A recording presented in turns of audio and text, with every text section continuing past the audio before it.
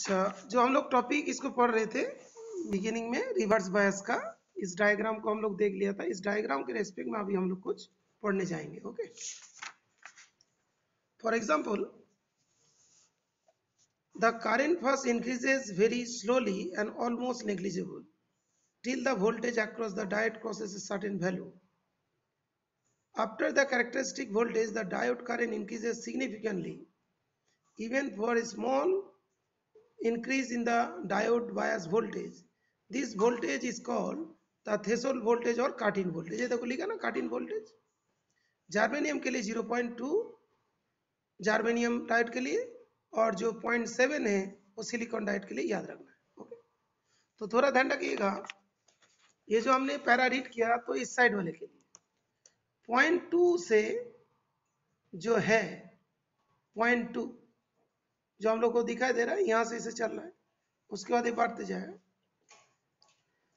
तो जो हम लोग का सिलिकॉन डायोड का जो देता है cut-in voltage, that is 0.2 volt for germanium diode, okay, germanium diode, and 0.7 volt that is the silicon diode। तो ये वाला क्या सिलिकॉन डायोड है।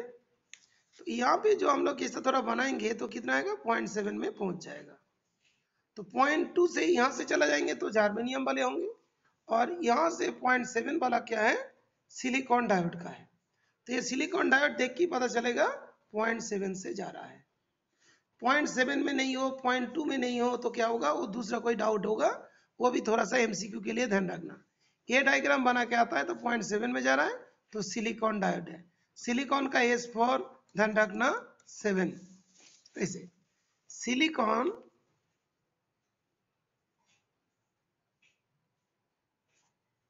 के एस फॉर ध्यान रखना 7। जर्मेनियम के लिए क्या है, दैट इज 2। दूसरा एक पॉइंट दिया, देखो यहाँ पे देखो थ्रेशोल्ड वोल्टेज दिया ना। अच्छा, नी वोल्टेज किधर लिखा है बेटा, नी वोल्टेज बेटा कौन सा पेज में लिखा है नी वोल्टेज, देव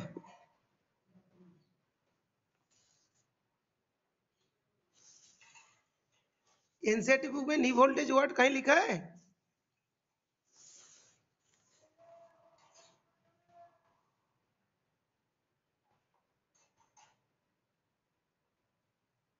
ये दोनों थ्रेशोल्ड वोल्टेज और कट-इन वोल्टेज छोड़ के, वो तो बोलता है नी वोल्टेज बोलते हैं नॉन टेक्निकल टर्म से। थ्रेशोल्ड वोल्टेज कट-इन वोल्टेज छोड़ के भी देखो नी वोल्टेज कहीं पे दिया बेटा, चेक करो।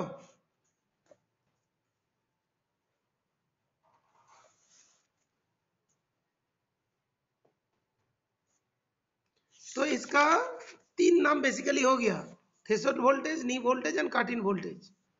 For the diode in reverse bias, the current is very small, almost remains constant with the change in bias। तो देखो जो बायस बना रहे तो ऑलरेडी क्या है, नियर अबाउट सेम ही रहे। उसके बाद जब मान लो कि reverse saturation current, however the special cases at very high reverse breakdown voltage, the current suddenly increases। The special action of the diode is discussed later in section 14.8। ये special function diode यहाँ पे देखो लिखा है section 14.8, ये देखो 14.8 में वो दिया है, लेकिन ये वाला तो सिलेबस से ही निकाल गए हैं। तो इसीलिए बेटा ये वाला होगा तो 14.8 भी होना चाहिए।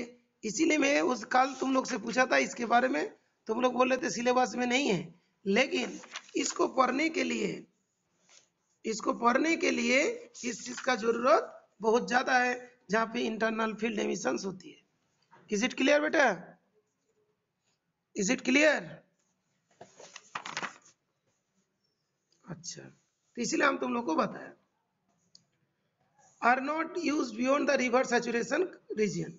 The above discussion shows that बहुत important है, PN junction diode primarily allows the flow of current only in one direction, forward bias। The forward bias resistance is low as compared to the reverse bias resistance। This property is used for rectification of AC voltage as discussed in the next section। तो यहाँ पे क्या बोलते हैं, rectification of AC voltage. यहाँ पे जो rectification के मतलब होता है चेंज, एसी वोल्टेज को डीसी वोल्टेज में चेंज करें तो ये जो है ना उसको बोलते हैं rectification.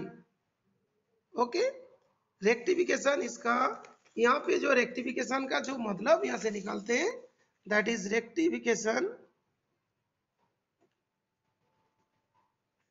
you can say it is conversion, equivalent to conversion। यहाँ पे जो मतलब है, यहाँ पे रेक्टिफिकेशन का मतलब क्या होता है, कन्वर्सन, जहाँ पे एसी डीसी में चेंज होता है, तो हम लोग बाद में डिस्कस करेंगे। ओके, तो ये जो है ना, for diodes we define a quantity dynamic resistance as the ratio of the small changes in voltage delta V a small change in current delta I। तो delta V upon delta I इसको क्या बोलते हैं, dynamic resistance. तो यहाँ पे भी हम लोग को जो क्वेश्चंस होते हैं, VI characteristics of silicon diode is shown. बेटा कैसे पता चला सिलिकॉन डायोड है, ये जो इसी से 0.8 0.5 ये जो है ना सिलिकॉन डायोड, ओके 0.7 का respect. Calculate the resistance of the diode at IT equals to 15 milli ampere and VD equals to minus 10 volt।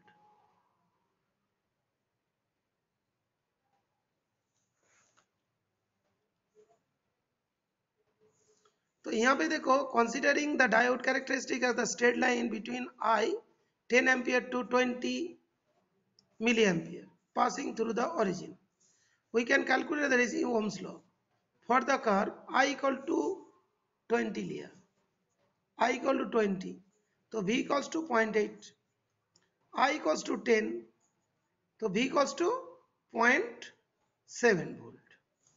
तो ये जो फॉरवर्ड बायस में dynamic resistance delta V upon delta I, तो 7 ohm आ गया।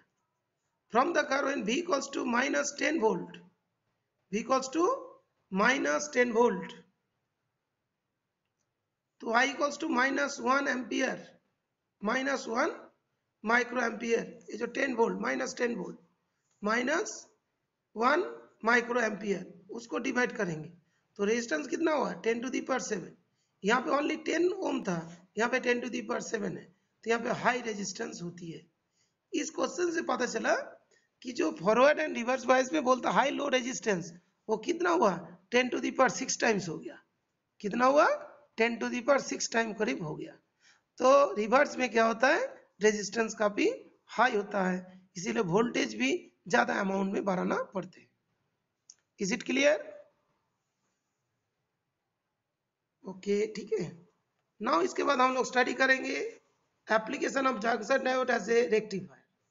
That means यहाँ पे हम लोग को देखना है कि डायोड बहुत जगह यूज करेंगे, लेकिन डायोड का एक यूज रेक्टिफायर भी है।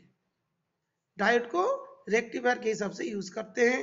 डायोड और भी ये सब जगह पे भी यूज होती है, सब जगह पे, ठीक है ना, फोटो डायोड वगैरह, जेनर डायोड, लेकिन डायोड रेक्टिफायर के हिसाब से भी यूज हो रहा है, ठीक है ना, इसको हम लोग अभी पढ़ेंगे।